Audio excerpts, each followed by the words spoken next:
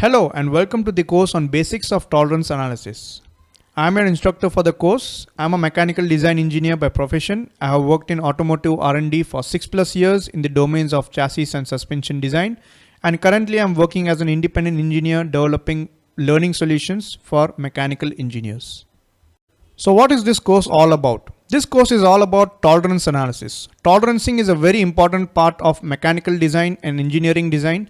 And to understand it properly and to understand how to do a tolerance stack-up analysis is vital for any design engineer designing complex mechanical systems. So why did I make this course? Through my research, I found that understanding tolerances is a huge learning need for students who have already taken courses on GD&T as well as engineering design. Hence, I compiled this course to form the basic fundamentals for a tolerance stack-up analysis, and also for anyone who has learned GD&T to go to the next level of applying GD&T for a tolerance analysis. So what will we cover in this course? First, we will be understanding the various types of fits and how to decode the specification of fits, and also how to define those specifications for specific applications.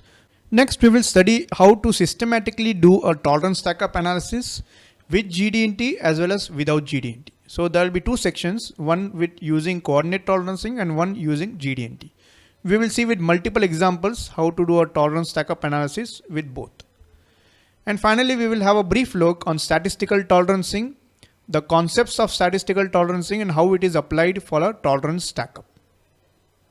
The core learning outcome for anyone taking this course would be to build a strong understanding of tolerance analysis and to build a strong basic skill for doing a tolerance stack-up in a systematic way, understanding each and every component, breaking down into its smallest bits and then building up to the final result.